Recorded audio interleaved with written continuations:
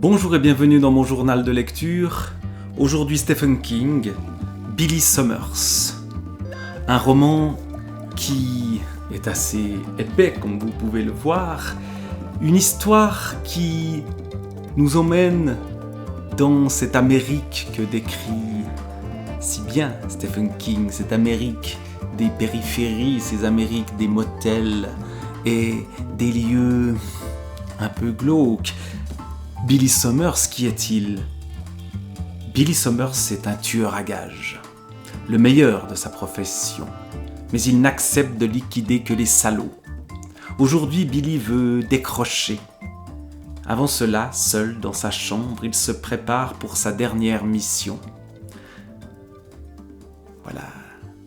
Qui est Billy Summers ? Et c'est un peu plus que cela, et on entre dans la complexité d'un personnage qui joue un rôle de méchant, le tueur à gages, mais qui veut s'accrocher à l'idée qu'il est néanmoins un gentil. Et les ambiguïtés du personnage sont nombreuses tout au long de ce livre, et on tente d'expliquer au fond pourquoi ce personnage-là devient tueur à gages. Et Billy Summers est un personnage aux multiples facettes. Il change d'identité pour pouvoir s'enfuir après avoir accompli ses méfaits, mais aussi sans doute parce qu'il cherche toujours à trouver la meilleure part de lui-même ou une part de lui-même qui serait acceptable. Et il y a un passé aussi qui ne passe pas chez Billy Summers. Alors, de quoi est-il question dans le récit qui est ici ? Eh bien, d'une mission, la dernière, de Billy Summers. Il doit tuer un homme. Il sait qui est cet homme, il ne sait pas exactement qui veut qu'il tue cet homme, mais cet homme est un criminel qui a tué. Et donc, c'est un méchant. Donc, Billy Summers accepte de le tuer. Il doit, ce criminel, passer d'un tribunal à l'autre, d'une prison à un tribunal pour être jugé dans une petite ville des États-Unis. Et en face de ce tribunal, Billy Summers l'attend. Mais il doit agir sous couverture, et ce qui rend ce livre véritablement intéressant, c'est que il prend une seconde identité qui est celle d'un écrivain. Or, Billy Summers lit Thérèse Raquin de Zola, mais il n'a jamais écrit. Et ici, dans une chambre d'une tour qui a la vue sur l'endroit où devrait arriver, quelques semaines ou mois plus tard, ce criminel, on ne sait pas trop quand, eh bien, depuis cette chambre-là, il écrit. Et même si c'est un écrivain pour de faux, il devient un écrivain pour de vrai.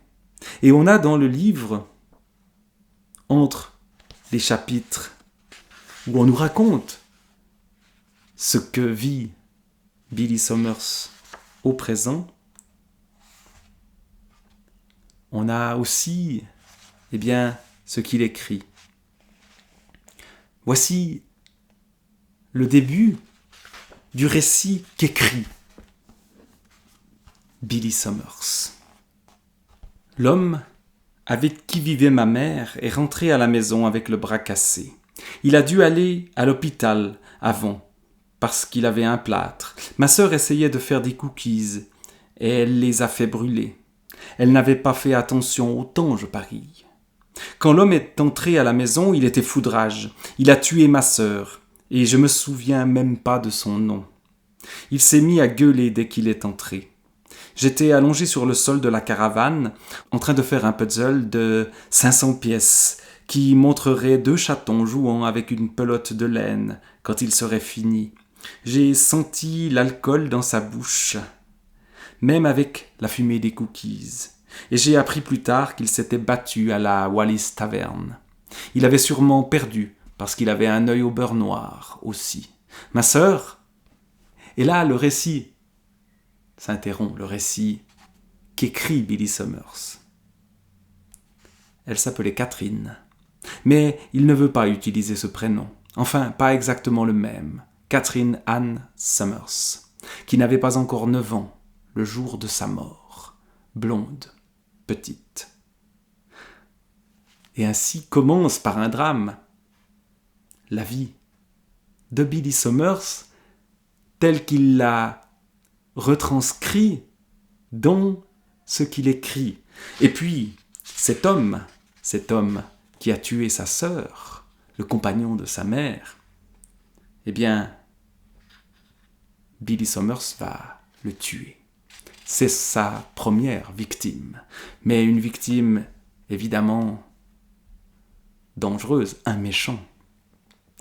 Et on découvre par étapes le passé de Billy Summers dans sa propre écriture, jusqu'au moment où il va commettre l'acte pour lequel il est payé très cher, c'est-à-dire tuer le criminel dont j'ai parlé au départ. On le voit en parallèle se préparer à tuer cet homme, prendre diverses identités, se rapprocher de personnes du quartier où il vit et mentir à des enfants avec qui il joue au Monopoly par exemple. Et en même temps, on découvre son passé dans notamment les batailles de Falloujah en Irak, le traumatisme de guerre de cet homme-là. Et puis, on continue en nous racontant ce qui se passe lors de sa mission. Et après, il est censé disparaître. Des gens sont prêts à l'aider. Il se méfie des gens qui sont prêts à l'aider et il va trouver son propre moyen de fuir, mais ce sera très compliqué parce que d'autres personnages vont tout d'un coup prendre une importance tout à fait majeure dans ce livre-là. Un livre qui, au fond, pose la question du bien et du mal et nous renvoie à ce monde extrêmement dur de ces hommes qui ont vécu les pires horreurs de la guerre et qui continuent à vivre des horreurs par la suite. Il y aura une jeune femme qu'il sauve après qu'elle a vécu des horreurs. Le gentil Billy Summers, mais lui-même va vouloir se venger et sa face sombre apparaît et elle, cette femme qui l'a sauvée, cette jeune fille, ne va-t-elle pas sombrer sous l'influence de cet homme-là?